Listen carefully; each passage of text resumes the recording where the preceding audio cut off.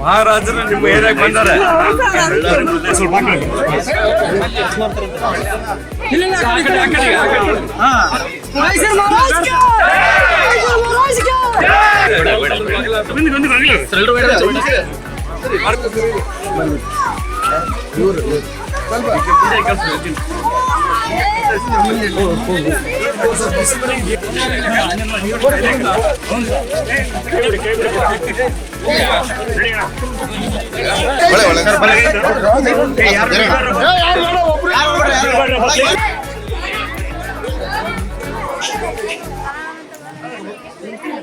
ಒಂದು ಅವತಾರಲ್ಲಿ ಬಂದಿರೋದು ಮೊದಲನೇ ಬಾರಿ ಇರೋದು.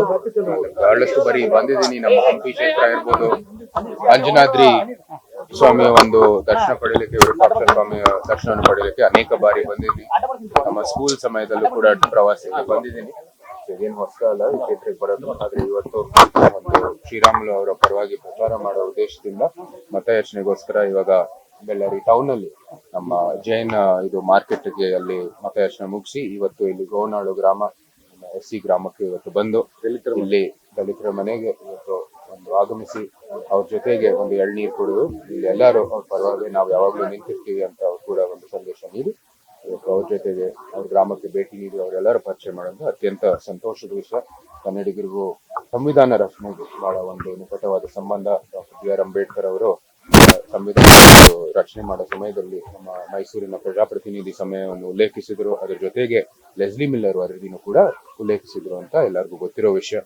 ನಿಟ್ಟಿನಲ್ಲಿ ಕನ್ನಡಿಗರಿಗೆ ಬಹಳ ಅಭಿನವ ಭಾವ ಸಂಬಂಧ ಡಾಕ್ಟರ್ BR ಅಂಬೇಡ್ಕರ್ ಅವರಿಗೆ ಮತ್ತು ಸಂವಿಧಾನ ರಚನೆಗೆ. ಸೊ ಇದೆಲ್ಲ ಹೆಮ್ಮೆಯ ವಿಷಯ.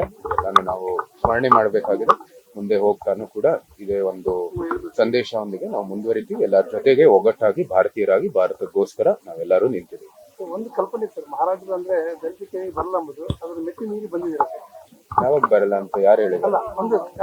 ಜನಸಾಮಾನ್ಯರು ನನ್ನ ಎಲ್ಲ ಬಂದಿದ್ದ ಅಭಿಪ್ರಾಯ ಗೊತ್ತಿಲ್ಲ. ನಾವು ಹೇಳಿದೆ ಮಹಾರಾಜರ ಕಾಲದಲ್ಲಿ ಮೀಸಲಾತಿ ತಂದಿದ್ದು ಸದಾ ಎಲ್ಲ ವರ್ಗಗಳ ಜೊತೆಗೆ ನಾವು ಮುಂದುವರಿತಾ ಬಂದಿದೀವಿ. ಅಂದಿನ ಕಾಲದಲ್ಲಿ ಎಲ್ಲರೂ ಮೈಸೂರಿನವರಾಗಿ, ಕರ್ನಾಟಕದವರಾಗಿ, ಕನ್ನಡಿಗರಾಗಿ ನಾವು ಮುಂದುವರಿಬೇಕಾಗಿದೆ. ಇವಾಗ ನಾವೆಲ್ಲರೂ ಭಾರತೀಯರಾಗಿ ಭಾರತಕ್ಕೋಸ್ಕರ ಮುಂದುವರಿಬೇಕಾಗಿದೆ. ಸರ್ ಹೇಗಿದೆ ಸರ್ ವಾತಾವರಣ ಈಗ?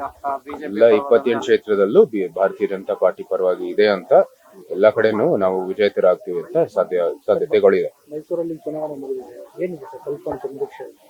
ನಮ್ಮ ಪರವಾಗಿ ಬರುತ್ತೆ ಅಂತ ನಮ್ಗೆ ವಿಶ್ವಾಸ ಇದೆ.